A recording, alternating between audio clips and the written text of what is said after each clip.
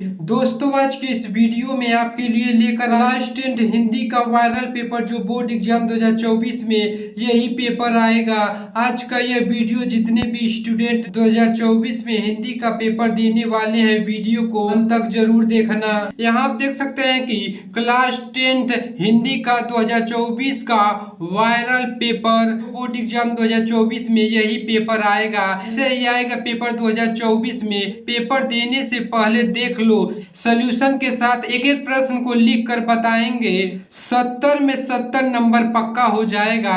95% लाने से कोई नहीं रोक सकता। बोर्ड में ऐसे कॉपी लिखना जिससे आपको पूरे नंबर मिलेंगे। हम इस वीडियो में आपको बताएंगे कि बोर्ड एग्जाम में कॉपी कैसे लिखना है, इसलिए आप वीडियो के अंत तक बने रहे। यह वायरल पेपर आपने तैयार कर लिया तो आप टॉप करने के करीब पहुंच रहे हैं। यहाँ आप देख सकते हैं कि हिंदी का वायरल पेपर 2024 में यही पेपर आएगा। यहाँ पर आपको 801 डीए पेपर कोड 801 और 901 देखने को मिलेगा। यहाँ फर्स्ट में आपको अनुक्रमांक और नाम लिखना रहेगा।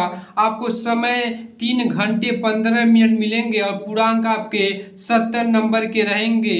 और यहाँ आप देख सकते हैं कि निर्देश दे दिया है। यहाँ आप देख सकते हैं फर्स्ट नंबर पर दिया है कि प्रारंभ के 15 मिनट परीक्षार्थी को प्रश्न पत्र पढ़ने के लिए निर्धारित है। सेकेंड नंबर पर दिया है कि प्रश्न पत्र 2 खंड अ तथा खंड ब में विभाजित है। थर्ड नंबर पर दिया है कि प्रश्न पत्र के खंड अ में बहुविकल्पी प्रश्न है, जिनमें सही विकल्प का चयन करके OMR शीट पर नीले अथवा काले बॉल पॉइंट पेन से सही विकल्प वाले गोले को पूर्ण रूप से काला करेंगे। चौथा नंबर दिया है कि खंड अ में बहुविकल्पी प्रश्न हेतु प्रत्येक प्रश्न के 1 अंक निर्धारित है। और पांचवा नंबर दिया है कि प्रत्येक प्रश्न के सम्मुख उनके निर्धारित अंक दिए गए हैं। यहाँ हम देख सकते हैं कि खंड अ दिया है बहुविकल्पी प्रश्न। आपको 20 ऑब्जेक्टिव क्वेश्चन देखने को मिलेंगे, जिसको आपको OMR शीट पर करने रहेंगे। 2024 हिंदी का वायरल पेपर आपने देख लिया तो 95% लाने से कोई नहीं रोक सकता, मेरी पूरी गारंटी के साथ। और आपको हम पूरे उत्तर को लिख कर बताएंगे। यहाँ आप देख सकते हैं फर्स्ट नंबर क्वेश्चन दिया है कि ध्रुव सामनी नाटक के रचनाकार हैं। ए प्रेमचंद्र, बी हरिकृष्ण प्रेमी, सी जयशंकर प्रसाद और डी राम कुमार वर्मा। तो आपका सही जवाब हो जाएगा ऑप्शन सी जयशंकर प्रसाद। ध्रुव सामनी नाटक के रचनाकार कौन है? जयशंकर प्रसाद जी हैं। दूसरा नंबर क्वेश्चन दिया कि बहुरी अकेला के रचनाकार हैं। आपके ऑप्शन ए नंबर ऑप्शन है अशोक वाजपेयी, बी केदारनाथ सिंह, सी गजानंद माधव मुक्तिबोध और डी नरेंद्र शर्मा। यदि आपको इन सवालों के जवाब पता हो तो आप कमेंट करके उसका जवाब जरूर बताएं और वीडियो को पूरा अंत तक बने रहे। ऑप्शन ए अशोक वाजपेयी बहुरी अकेला के रचनाकार हैं। तीसरा नंबर क्वेश्चन दिया है कि हंस पत्रिका के प्रथम संपादक थे। ए प्रेमचंद्र, बी गुलाब राय, सी इलाईचंद जोशी और डी जयशंकर प्रसाद। तो आपका सही जवाब हो जाएगा ऑप्शन ए प्रेमचंद। हंस पत्रिका के प्रथम संपादक कौन थे? प्रेमचंद थे। यह वेरी वेरी इंपॉर्टेंट क्वेश्चन है जो बोर्ड एग्जाम 2024 में जरूर पूछा जाएगा। चौथा नंबर क्वेश्चन दिया है कि तार सप्तक का प्रकाश वर्ष है। ए नंबर ऑप्शन दिया है सन 1919 ईस्वी में, बी सन 1943 ईस्वी में, सी सन 1953 ईस्वी में और डी सन 1942 ईस्वी में। बी नंबर ऑप्शन सही हो जाएगा सन 1943 ईस्वी में। नेक्स्ट क्वेश्चन पांचवा नंबर क्वेश्चन दिया है जो वेरी वेरी वेरी इंपॉर्टेंट है। शुक्ल युग के प्रसिद्ध उपन्यासकार हैं। यह हर बार बोर्ड एग्जाम में पूछे जाते हैं। A Rangeya Raghav, B Dharmvir Bharati, C Bhagwati Charan Verma और D Mannu Bhandari. C number option सही हो जाएगा भगवती चरण वर्मा शुक्ल युग के प्रसिद्ध उपन्यासकार हैं। 6 नंबर क्वेश्चन दिया है कि नीड़ का निर्माण फिर किस विधि की रचना है। 2023 में क्वेश्चन पूछे गए हैं। 2014 से लगातार क्वेश्चन पूछते आ रहे हैं। यह 2024 में जरूर आएंगे। ए नंबर कहानी, बी नंबर आत्मकथा, सी उपन्यासकार और डी निबंध। बी नंबर ऑप्शन सही हो जाएगा, ध्यान देंगे इसको, आत्मकथा। 7वां नंबर क्वेश्चन दिया है कि चेक एक इंटरव्यू के लेखक हैं। ए राजेंद्र यादव, बी रामविलास शर्मा, सी प्रभाकर माचवे और D Devendra Satyarthi. Number option सही हो जाएगा राजेंद्र यादव। 8वां नंबर क्वेश्चन दिया है कि रीतिकाल की रचना है। ए नंबर पर रामचरितमानस, बी प्रिय प्रवास, सी प्रेम माधुरी और D Ramchandrika. D number option सही हो जाएगा, रामचंद्रिका रीतिकाल की रचना है। 9 नंबर क्वेश्चन दिया है कि लोकायतन के रचनाकार हैं ए सूर्यकांत त्रिपाठी निराला, बी जयशंकर प्रसाद, सी सुमित्रानंद पंत और डी महादेवी वर्मा। तो आपका सी नंबर ऑप्शन सही हो जाएगा, सुमित्रानंद पंत। यदि वीडियो पसंद आए तो वीडियो को लाइक सब्सक्राइब और शेयर जरूर करें। यह हिंदी 2024 का वायरल पेपर है। 10 नंबर क्वेश्चन दिया है कि रीतिकाल किस समयावधि में माना जाता है? सन 1600 से 1616 ईस्वी तक, बी 1800 ईस्वी से 1818 ईस्वी तक, सी सन 1643 ईस्वी से 1843 ईस्वी तक और डी सन 1616 ईस्वी से 1632 ईस्वी तक। सी नंबर ऑप्शन सही हो जाएगा, सन 1643 ईस्वी से 1843 ईस्वी तक। 11 नंबर क्वेश्चन दिया है जो वेरी इंपॉर्टेंट है, हर बार आपके बोर्ड एग्जाम में पूछे जाते हैं। हास्य रस का स्थायी भाव है। हास्य रस और करुण रस पर एक जरूर पूछे जाते हैं। ए नंबर पर भय, बी नंबर पर बिस्मार्क, सी नंबर पर उत्साह, डी नंबर पर हास्य। तो आपका डी नंबर ऑप्शन सही जाएगा, हास्य रस का स्थायी भाव हास्य होता है। 12 नंबर क्वेश्चन दिया है कि जहां पर उपमेय की किसी उपमान के गुण धर्म के आधार पर समानता की जाए वहां अलंकार होता है। वेरी इंपॉर्टेंट क्वेश्चन ये भी है जो बोर्ड एग्जाम में जरूर पूछे जाएंगे। ए नंबर पर रूपक अलंकार, बी नंबर पर उपमा अलंकार, सी नंबर पर उत्प्रेक्षा अलंकार, डी नंबर पर अनुप्रास अलंकार। तो आपका बी नंबर ऑप्शन सही हो जाएगा, उपमा अलंकार हो जाएगा। 13 नंबर क्वेश्चन दिया है कि रोला छंद के प्रत्येक चरण में कितनी मात्राएं होती हैं? ए पर 22, बी पर 24, सी पर 36 और डी पर 12। तो आपका बी नंबर ऑप्शन सही हो जाएगा, रोला छंद के प्रत्येक चरण में 24 मात्राएं होती हैं। 14 नंबर क्वेश्चन दिया है कि अनुग्रह शब्द में प्रयुक्त उपस्वर्ग है। ए नंबर अन, बी पर अ, सी पर अनु और डी पर ग्रह। सी नंबर ऑप्शन सही हो जाएगा, अनु। अनुग्रह शब्द में प्रयुक्त उपस्वर्ग क्या हो जाएगा? अनु हो जाएगा। 15 नंबर क्वेश्चन दिया है कि आई प्रत्यय जोड़कर कौन सा शब्द बनता है? ए नंबर महानता, बी नंबर लिखाई, सी नंबर लघुता और डी नंबर बचपन। तो आपका बी नंबर ऑप्शन सही हो जाएगा, लिखाई। आई प्रत्यय जोड़कर कौन सा शब्द बनता है? लिखाई बनता है। आप वीडियो के अंत तक बने रहें, वीडियो थोड़ा लंबा होगा लेकिन आप यह वीडियो देख लेंगे तो आप बोर्ड एग्जाम में 70 में 70 नंबर बिल्कुल पक्का हो जाएगा। 16 नंबर क्वेश्चन दिया है कि पंचवटी में कौन सा समास है? ए नंबर पर कर्मधारय, बी नंबर पर द्वंद्व, सी नंबर पर द्विगु, डी नंबर पर तत्पुरुष। तो आपका सी नंबर ऑप्शन सही हो जाएगा। 17 नंबर क्वेश्चन दिया है कि सूर्य का तत्सम रूप है। ए नंबर पर सूर्य, बी नंबर पर दिनकर, सी नंबर पर सूरज और डी नंबर पर प्रकाश। तो ए नंबर ऑप्शन सही हो जाएंगे, सूर्य। 18 नंबर क्वेश्चन दिया है कि स्वागतम का संधि विच्छेद है। ए नंबर स्वाधन आगतम, बी नंबर सुधन आवगतम और सी नंबर सु प्लस आगतम और डी नंबर पर सु प्लस आवगतम। तो आपका बी नंबर ऑप्शन सही हो जाएगा, सु प्लस आवगतम स्वागतम का संधि विच्छेद होता है। फलात शब्द की भक्ति एवं वचन है। ए नंबर पर दिया है द्वितीय विभक्ति एक वचन, बी नंबर पर तृतीय विभक्ति बहुवचन, सी नंबर पर षष्ठी विभक्ति बहुवचन और डी नंबर पर पंचमी विभक्ति एक वचन। तो आपका डी नंबर ऑप्शन सही हो जाएगा, पंचमी विभक्ति एक वचन हो जाएगा। 20 नंबर क्वेश्चन यही लास्ट ऑब्जेक्टिव क्वेश्चन है जिसको आपको OMR शीट पर करने रहेंगे। हसत इस शब्द का पुरुष एवं वचन है, आपको बताना है। ए नंबर पर मध्यम पुरुष द्विवचन, बी उत्तम पुरुष एक वचन, सी प्रथम पुरुष एक वचन और डी उत्तम पुरुष बहुवचन। तो आपका सी नंबर ऑप्शन सही हो जाएगा, प्रथम पुरुष एक वचन। हसती शब्द का पुरुष क्या हो जाएगा? प्रथम पुरुष हो जाएगा और वचन एक वचन हो जाएंगे। आप देख सकते हैं खंड ब, आप वर्णनात्मक प्रश्न है। आप वीडियो के अंत तक बने रहे, हम इसको आपको कॉपी में लिख कर बताएंगे कैसे आपको इसको हल करना है। यहाँ आप देख सकते हैं कि 21 नंबर पर दिया है कि निम्नलिखित गद्यांश पर आधारित दिए गए 3 प्रश्नों के उत्तर दीजिए। यहाँ आप देख सकते हैं कि 3 × 2 = 6 नंबर के हैं। यहाँ आप देख सकते हैं 3 क्वेश्चन है 2-2 नंबर के हैं। हम आपको इस वीडियो में लिख कर बताएंगे जिससे एग्जामिनर आपको पूरे नंबर दे सके। वीडियो के अंत तक बने रहें। यहाँ आप देख सकते हैं कि कौन नंबर पर दिया है कि दूसरी बात जो इस संबंध में विचारणीय है वह यह है कि संस्कृत अथवा सामूहिक चेतना ही हमारे देश का प्राण है। इसी नैतिक चेतना के सूत्र से हमारे नगर और ग्राम, हमारे प्रदेश और संप्रदाय, हमारे विभिन्न वर्ग और जातियां आपस में बंधी हुई हैं। जहां उनमें और सब तरह की विभिन्नताएं हैं वहां उन सब में एक एकता है। इसी बात को ठीक तरह से पहचानने के से बापू ने जनसाधारण को बुद्धिजीवित के नेतृत्व में क्रांति करने के लिए तत्पर करने के लिए इसी नैतिक चेतना का सहारा लिया था। यहाँ आप देख सकते हैं कि फर्स्ट नंबर क्वेश्चन दिया है कि उपर्युक्त गद्यांश के पाठ और लेखक का नाम आपको लिखना है। इसी गद्यांश में से आपको बताना है कि यह किस पाठ से लिया गया है और लेखक इसके कौन से हैं। तो यहाँ देख सकते हैं कि किस पाठ से लिया गया, पहचानने का तरीका यही होता है कि आप इसको यहाँ देख सकते हैं कि यहाँ पर दिया है सांस्कृतिक तथा सामूहिक चेतना। इससे यह पता चल जा रहा है कि यह भारतीय संस्कृति पाठ से लिया गया है। इसके लेखक डॉक्टर राजेंद्र प्रसाद हैं। इसी तरह आप गद्य पद इसी तरह से आप पहचान सकते हैं। दूसरा नंबर दिया है कि गद्यांश के रेखांकित अंश की व्याख्या कीजिए। यहाँ से आप देखते हैं, यहाँ आप देख सकते हैं यहाँ से यहाँ तक जो अंडरलाइन हुआ है उसी को आपको व्याख्या करना है। और तीसरा नंबर क्वेश्चन दिया है कि बापू ने क्रांति करने के लिए किसका सहारा लिया था। इसी गद्यांश में से आपको बताना है। हम आपको कॉपी में लिख कर बताते हैं कि कैसे आप लिखेंगे। यहाँ आप देख सकते हैं कि आप इसी तरह से पहले प्रश्नोत्तर संख्या लिखेंगे, उसके बाद जो क्वेश्चन रहेगा उसको लिखेंगे और उसके कौन सा कर रहे हैं क ख दिया रहेगा। आप इसी तरह से आप हेडिंग डालेंगे।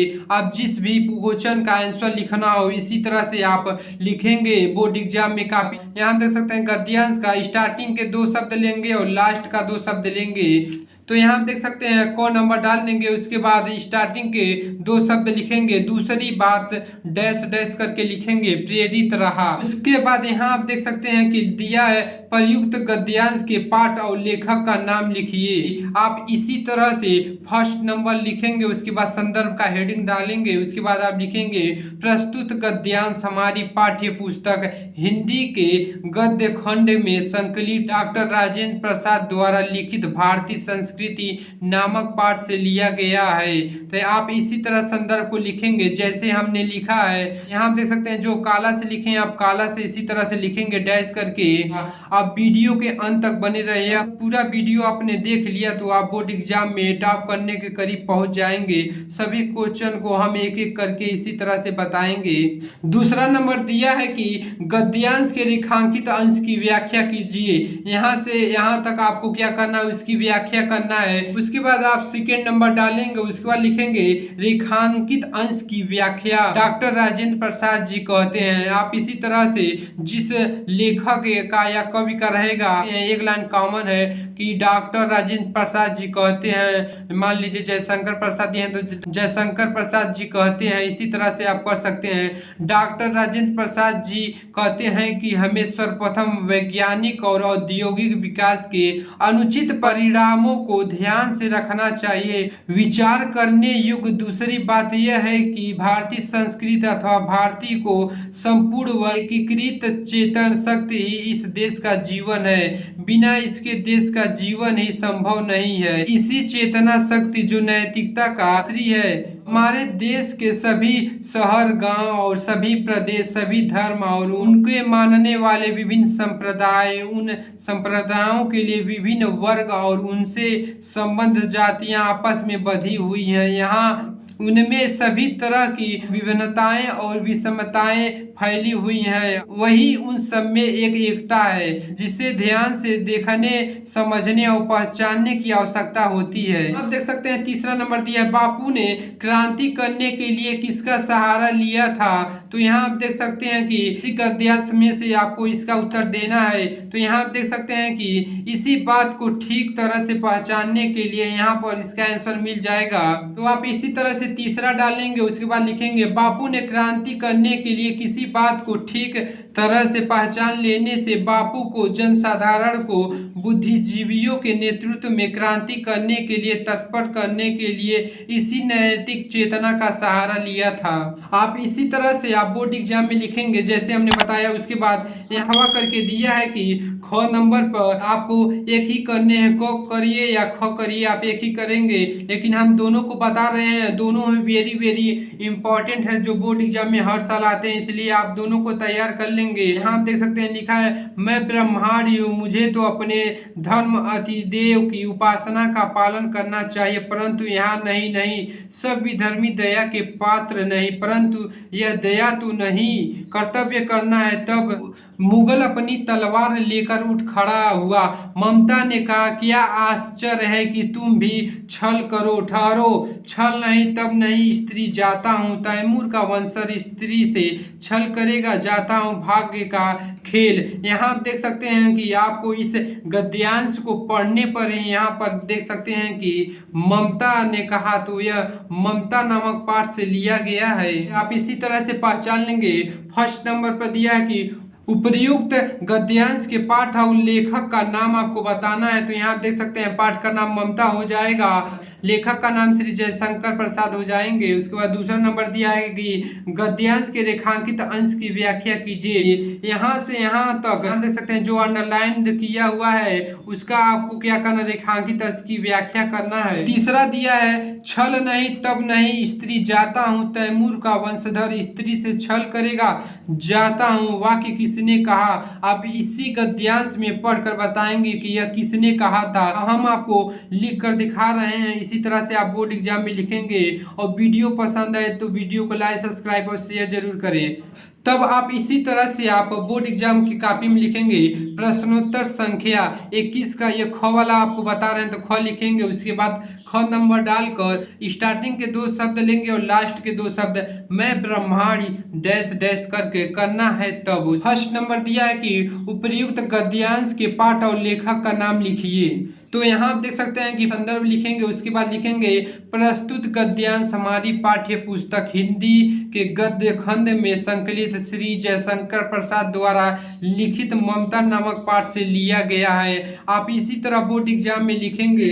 दूसरा नंबर दिया गद्यांश के रेखांकित अंश की आपको व्याख्या करना है। दूसरा नंबर लिखेंगे, उसके बाद लिखेंगे हेडिंग रेखांकित अंश की व्याख्या। उसके बाद आप लिखेंगे अपने मन में सोचती है कि मैं तो ब्रह्मांडी हूँ और सच्चा ब्राह्मण कभी अपने धर्म का पक्ष नहीं होता, मुझे भी अपने अतिथि धर्म का पालन करना चाहिए और इनको विश्राम करके की आज्ञा देनी चाहिए। अगले ही पल उनके मन में विचार आता है कि यह तो धर्म भ्रष्ट मुगल है, मुगलों ने ही उसके पिता की हत्या की थी। यदि विधर्मी कोई और होता तो उसे उसके प्रति दया दिखाकर उसे आश्रय दिया जाता था, पितुहंता को तो कदापि आश्रय नहीं देना चाहिए। तभी उसने अंतकरण में फिर से हलचल मचती है कि मैं तो उसके ऊपर कोई दया नहीं करूंगी, वरना अतिथि धर्म का पालन करके कर्तव्य को ही निभाऊंगी।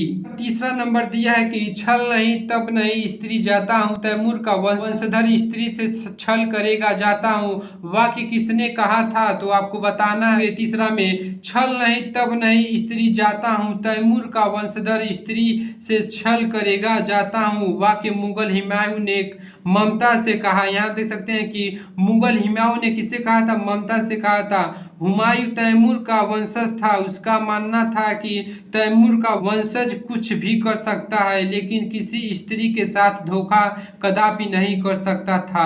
आप इसी तरह से इसको कर लेंगे। उसके बाद यहाँ आप देख सकते हैं कि 22 नंबर क्वेश्चन दिया है कि निम्नलिखित पद्यांश पर आधारित दिए गए 3 प्रश्नों के उत्तर दीजिए। यहाँ आप देख सकते हैं 3 × 2 6 3 क्वेश्चन हैं आपके 2-2 नंबर के हैं। पहले हमने गद्य बताया, यह पद्य है। पद में आपको आप चैनल पर नए हैं तो चैनल को सब्सक्राइब करके बेल आइकन को ऑल पर कर दे, वीडियो के अंत तक बने रहे। कौन नंबर पर दिया है कि सहे वार पर वार अनंत तक लड़ी वीर बाला सी, आहुति सी गिरी चढ़ी चिता पर, चमक उठी ज्वाला सी, बढ़ जाता है मान वीर का रण में बलि होने से, मूल्यवती होती सोने की भस्म तथा सोने से।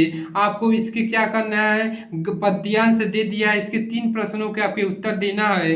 फर्स्ट नंबर पर दिया है कि उपर्युक्त पद्यांश का संदर्भ आपको लिखना है। दूसरा नंबर रेखांकित अंश की व्याख्या को करना है। तीसरा नंबर उपर्युक्त पद्यांश में किसकी वीरता का वर्णन किया गया है, आप इसी में से बता देंगे किसकी वीरता का वर्णन किया गया है। यहाँ आप देख सकते हैं कि अथवा करके दिया है, इसमें से दोनों में से एक ही करने हैं। और ख नंबर दिया है कि किलकत कान घुटुरुवन आवत, मणिमय कनक नंद के आंगन बिंब पकड़ी धावत, कबहू निरखी हरि आप छा की शौक पकड़न चाहत, इलही हसत राजत दवो दतिया पुनि पुनि तिहि अवगाहत, कनक भूमि पर कर पग छाया, यह उपमा इक राजति, करि कर प्रतिपद प्रतिमनि वसुधा कमल बैठनी साजति, बाल दशा सुख निरखी जसोदा पुण्य पुण्य नंद बुलाती, अचरा तर लो ढक सूर्य के प्रभु को दूध पिला। देख सकते हैं कि एक पद्यांश दे दिया है,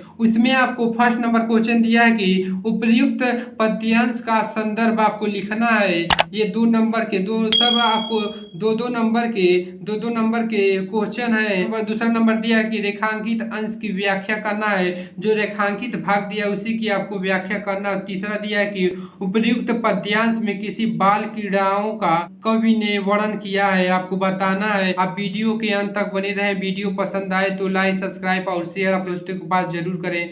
आपने यह पेपर तैयार कर लिया तो आप बोर्ड में टॉप करने के करीब पहुंच रहे हैं। यहाँ पर स्टार्टिंग के 2 वर्ड ले लेंगे और लास्ट के 2 वर्ड ले लेंगे। यहाँ आप देख सकते हैं कि प्रश्नोत्तर संख्या 22 का ख इसी तरह से आप लिखेंगे, ख नंबर डालेंगे यहाँ पर। उसके बाद लिखेंगे स्टार्टिंग के 2 वर्ड, लास्ट के 2 वर्ड, किलखत कान डैश डैश करके दूध पियावत। फर्स्ट नंबर क्वेश्चन दिया है कि उपर्युक्त पद्यांश का संदर्भ लिखिए। फर्स्ट डालेंगे, उसके बाद लिखेंगे संदर्भ हेडिंग। उसके बाद प्रस्तुत पद्यांश हमारी पाठ्य पुस्तक हिंदी के पद्य खंड से संकलित सूरदास द्वारा लिखित सूरदास नामक पाठ से लिया गया है। इसी तरह से आप संदर्भ को लिखेंगे।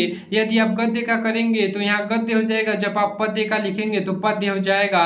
संदर्भ में और कोई चेंजिंग नहीं रहती है। उसके बाद लिखेंगे प्रसंग। आपको बताना रहेगा यहाँ से यहाँ तक इसमें क्या किसके बारे में बताया गया है, प्रसंग में वही लिखते हैं। इस पद में भक्ति कवि सूरदास जी ने श्री कृष्ण की महिमा का वर्णन करते हुए उनके चरणों को वंदना की है। यहाँ देख सकते हैं। उसके बाद अंडरलाइन वाला जो है, यहाँ देख सकते हैं दूसरा नंबर रेखांकित अंश की व्याख्या। रेखांकित अंश की आपकी व्याख्या करना है। उसके बाद आप सेकेंड नंबर डालेंगे और लिखेंगे रेखांकित अंश की व्याख्या, हेडिंग डालेंगे। आप इसी तरह से हमारे बताए गए स्टेप को फॉलो करके आप लिखेंगे तो आप 70 में 70 नंबर बिल्कुल पक्का हो जाएगा। जितने नंबर का संदर्भ रहेगा उतना नंबर आपको आसानी से मिल जाएगा। 5 नंबर का है तो 5 नंबर फिक्स हो जाएगा, एक भी नंबर नहीं कटेगा इस विधि द्वारा आप लिखेंगे तो। सूरदास जी कहते हैं कि राजा नंद का आंगन सोने का बना है और मड़ियों से जटिल है। उस आंगन में श्री कृष्ण घुटनों के बल चलते हैं तो किलकारी भी मारते हैं और अपना प्रतिबिंब पकड़ने के लिए दौड़ते हैं। जब वह किलकारी मारकर हंसते हैं तो मुख में 2 दांत शोभा देते हैं, दांतों के प्रतिबिंब को भी पकड़ने का प्रयास करते हैं। उसके बाद तीसरा नंबर दिया उपर्युक्त पद्यांश में किसकी बाल क्रीड़ाओं का वर्णन किया गया है। तीसरा नंबर क्वेश्चन डालेंगे उपर्युक्त गद्यांश में श्री कृष्ण की बाल क्रीड़ाओं का वर्णन किया गया है। इसी तरह से आप कर लेंगे। उसके बाद यहाँ देख सकते हैं कि 23 नंबर क्वेश्चन दिया है कि निम्नलिखित संस्कृत गद्यावतरों में से किसी एक अवतरण का संदर्भ सहित हिंदी में अनुवाद कीजिए। यह 3+2 5 नंबर के ये भी क्वेश्चन है।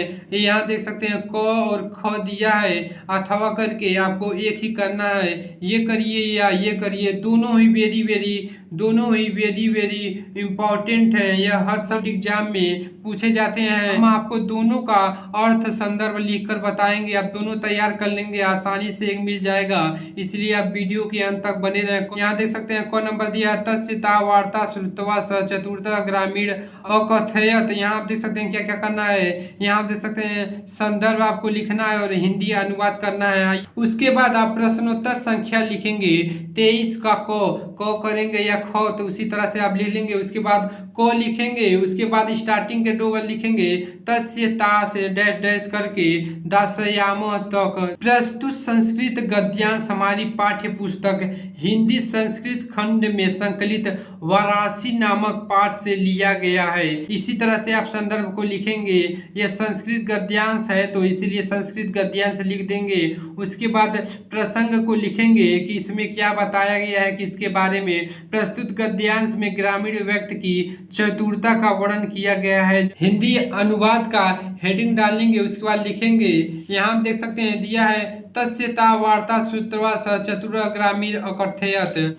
उसकी बात सुनकर उस चतुर ग्रामीण ने कहा, भाई हम अशिक्षित हैं और आप शिक्षित हैं, हम कम जानकार हैं और आप अधिक जानकार हैं, यही जानकर हम शर्त रखनी चाहिए। हम आपस में पहेली पूछेंगे, यदि आप उत्तर देने में समर्थ नहीं होंगे तब हम 10 रुपया के आधे 5 रुपए देंगे। आप इसी तरह से उसका हिंदी में अनुवाद करेंगे, कुछ अपने तरह से भी जोड़कर कुछ और अधिक लिखेंगे तो पूरा नंबर मिलेगा। करके ख नंबर पर दिया है कि वाराणसी सुख्यात प्राचीन नगरी। ये भी वेरी इंपॉर्टेंट क्वेश्चन है। ये भी वाराणसी नामक पाठ से लिया गया है। दोनों ही वाराणसी नामक पाठ लिए गए हैं तो दोनों का संदर्भ एक ही होगा। आइए देखते हैं, स्टार्टिंग के 2 वर्ड लेंगे और लास्ट के 2 वर्ड लेंगे। प्रश्नोत्तर संख्या 23 का ख नंबर डालकर वाराणसी डैश डैश डालकर प्रशंसन्ति, उसके बाद संदर्भ लिखेंगे प्रस्तुत संस्कृत गद्यांश हमारी पाठ्य पुस्तक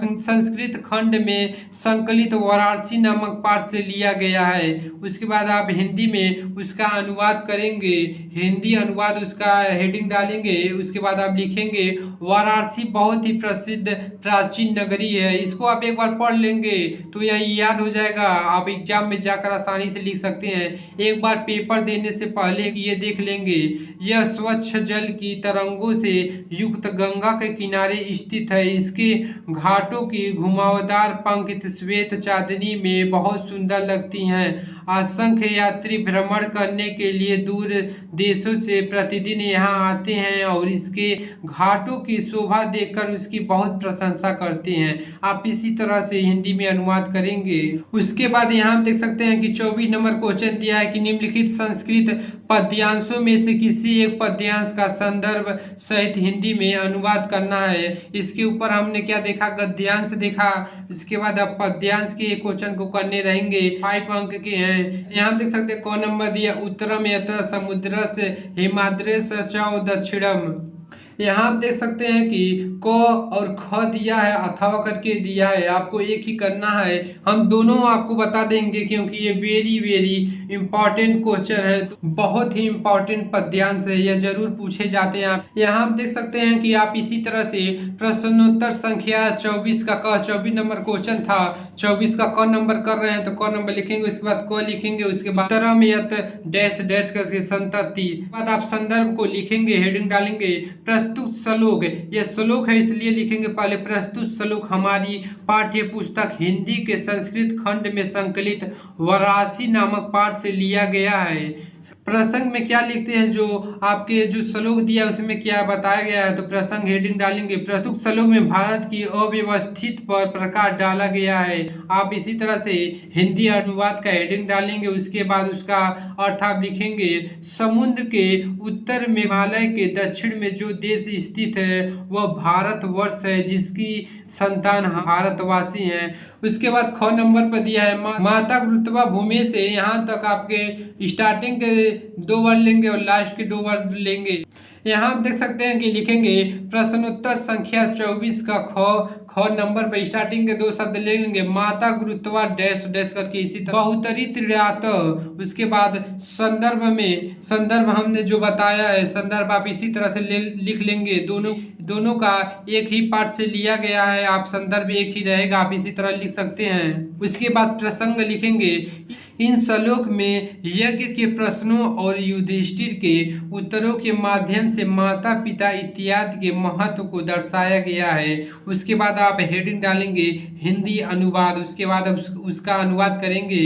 युधिष्ठिर उत्तर देता है, उसके बाद लिखेंगे पृथ्वी से अधिक भारी माता है, आकाश से ऊंचा पिता है, वायु से अधिक शीघ्रगामी मन है और तीर से अधिक दुर्बल बनाने वाली चिंता है। आप इसी तरह से आप श्लोक का अर्थ लिखेंगे।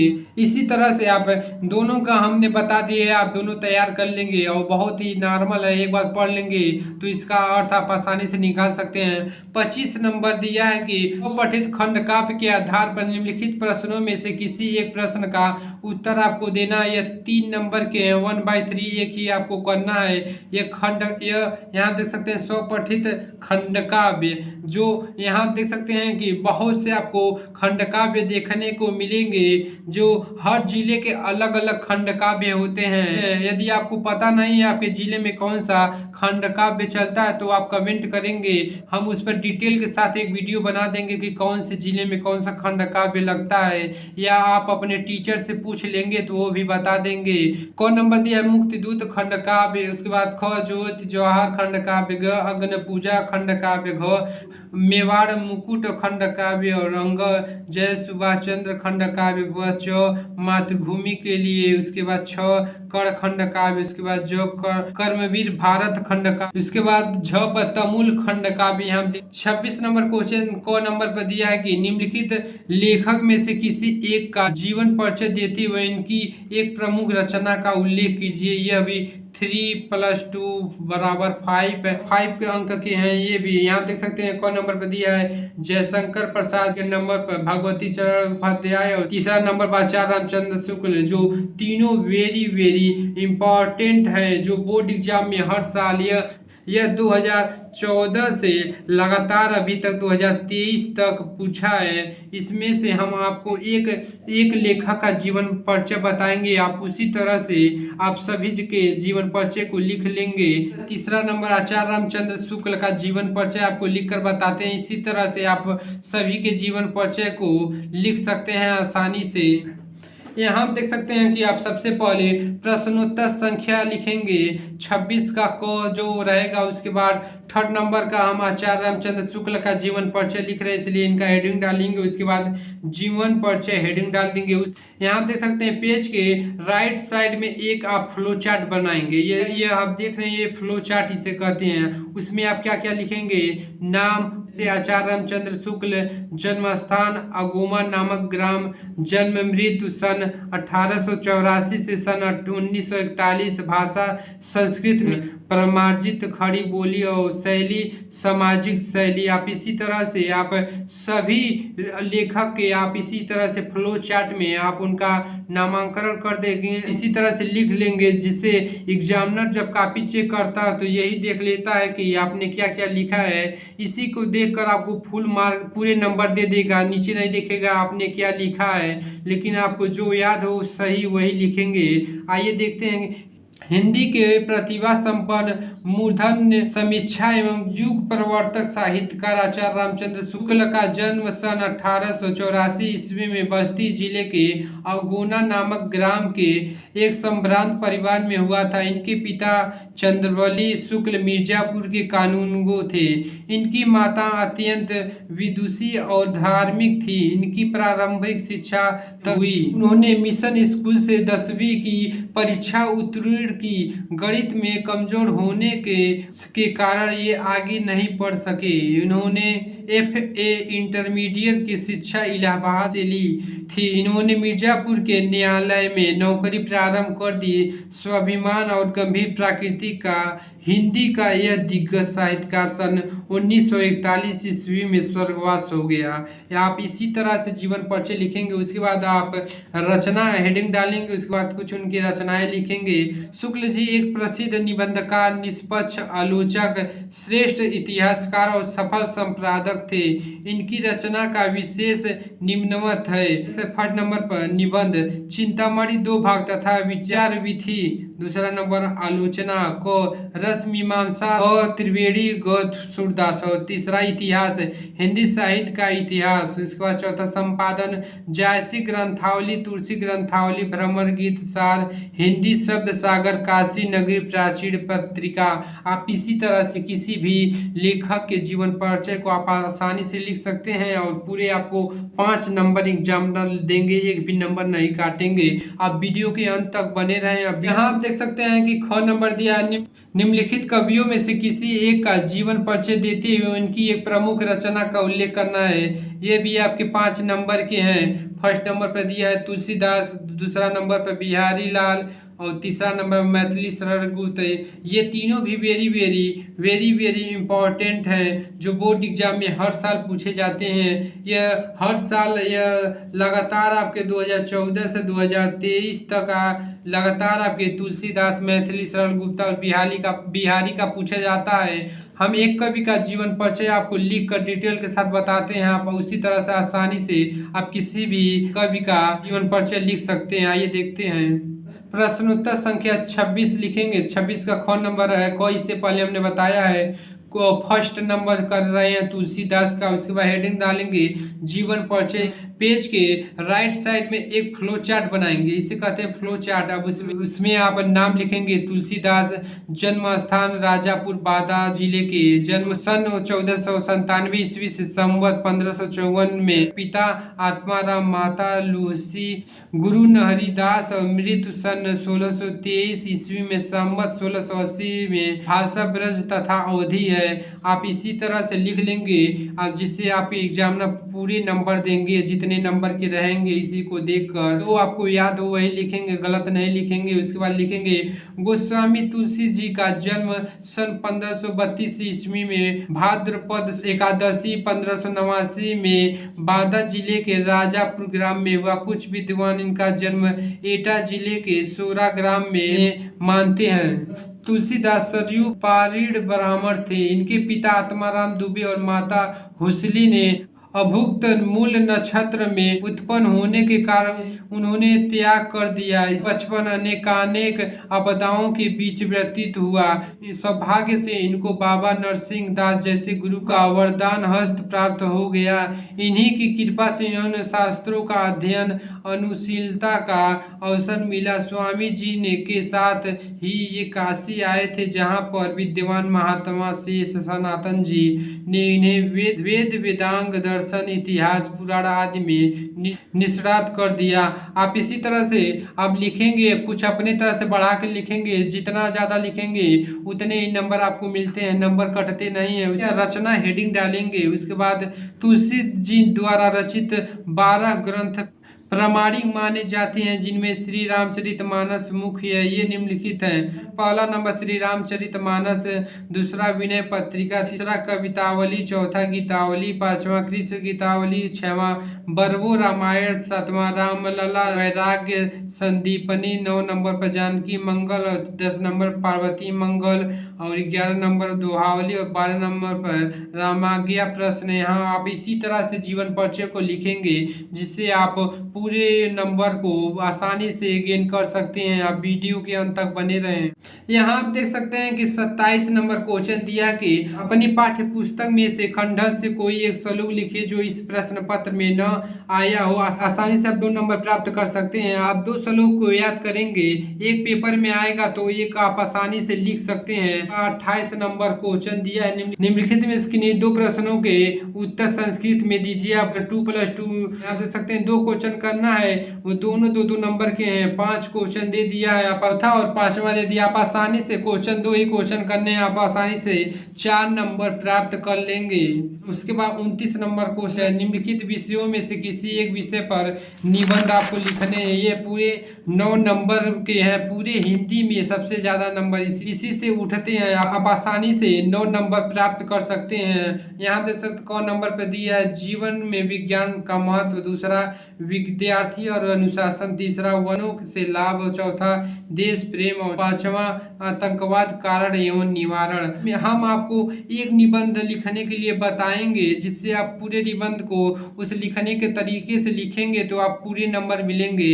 आपको इसको 5 से 6 पेज तक लिखना है, इससे ऊपर भी हो जाएगा तब भी अच्छा रहेगा, नंबर ज़्यादा मिलते हैं। अब 5 पेज से कम या 4 पेज लिखेंगे तो कुछ कम नंबर आपको एग्जामिनर देता है। आइए देखते हैं वेरी इंपॉर्टेंट निबंध जो आतंकवाद कारण एवं निवारण 2014 से लगातार 2023 तक पूछते आ रहा है, जो इस वर्ष भी जरूर आएगा। आइए देखते हैं।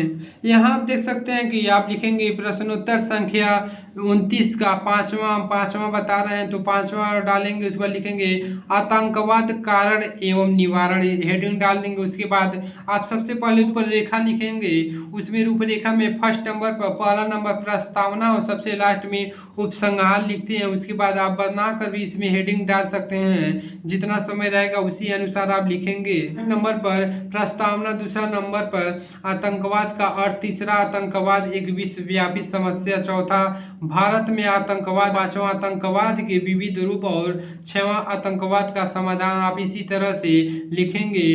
फर्स्ट नंबर हेडिंग प्रस्तावना आप लिखेंगे मनुष्य भय से निष्क्रिय और पलायनवादी बन जाता है, इसलिए लोगों में भय उत्पन्न करके असामाजिक तत्व अपने नीच स्वार्थों की पूर्ति करने का प्रयास करने लगता है। ऐसी स्थिति ही आतंकवाद का आधार है। आतंक फैलाने वाला आतंकवादी कहलाता है। आप आतंकवाद के ऊपर लिखेंगे। आप आसानी से आतंकवाद क्या होता है, निवारण से आप आसानी से लिख सकते हैं। उसके बाद दूसरा हेडिंग है आतंकवाद का अर्थ। इसे आतंक प्लस वाद बराबर आतंकवाद से बने शब्द का सामान्य अर्थ है। आतंक का सिद्धांत या अंग्रेजी के टेररिज्म का शब्द का हिंदी रूपांतर है। आतंक का अर्थ होता है पीड़ा, डर, आशंका जो अपने लक्ष्य की प्राप्ति करने के लिए बल प्रयोग विश्वास रखता है। तीसरा नंबर हेडिंग है आतंकवाद एक विश्वव्यापी समस्या।